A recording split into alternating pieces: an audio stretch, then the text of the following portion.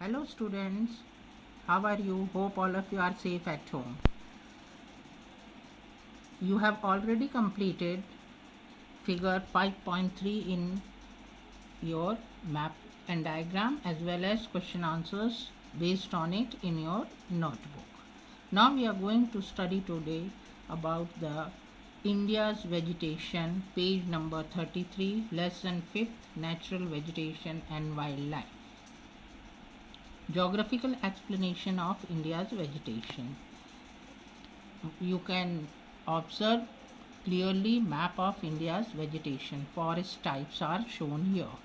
Now we'll start with the evergreen forest. Evergreen forests are found where the annual average rainfall is more than 2000 mm.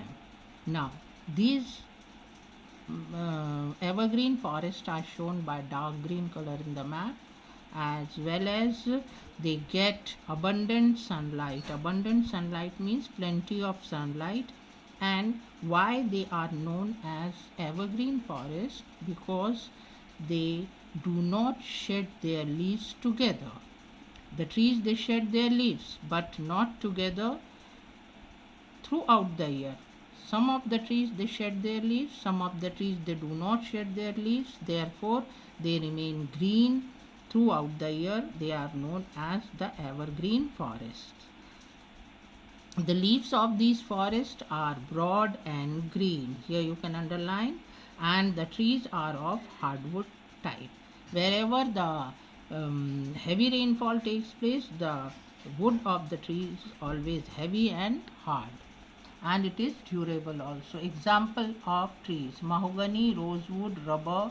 These kind of trees, they grow here, and there is highest biodiversity is found here. Biodiversity means different types of plants, animal life, trees, and wildlife, means all biotic factors are found in large number. Now second is the region receiving between 1000 to 2000 mm. And in India these deciduous forests are found. They are in large number in our country. Here you can see the deciduous forests are shown by the light green color. Our Maharashtra area, Vidarbha area, mostly Nagpur area comes under deciduous type of forest. The character of deciduous forest: in dry season means in the beginning of summer season, the trees, they shed their leaves. Shed means they allow their leaves to fall down. During the time of final examination, you can see in the month of March, you can see the pale color of leaves on the trees, and they fall down. That is known as the shedding of leaves. This is the character of deciduous forest. And the example of trees are teak, bamboo, banyan, peepal, etc. Teak wood trees are found in our school also. In Hindi we call it sagon trees. Now regions these that receive less than 500 of rainfall, less than, they are thorny and shrubby type of trees. They are shown by ash color here. The regions which receive low rainfall have shrubby and thorny type of vegetation. The leaves are small in size, like cactus, acacia, khezri, and different type of aloe vera, agave. This type of trees are found in this region. These trees have a different characteristic because they can survive in a low rainfall region. In swampy areas means muddy areas where the estuaries and lagoons are there. In the coastal region, the coastal type of vegetation is found. They are called mangrove trees, or Sundarban area is found. Here you can see a very small patch in West Bengal, Sundarban area. These are mangrove forests. Here in the delta of Godavari and Krishna also you can see the mangrove forest. In Tamil Nadu area you can see mangrove forest. Here in Ran of Kutch area we can see the mangrove forest. They are small in number, but they are very important for ecosystem.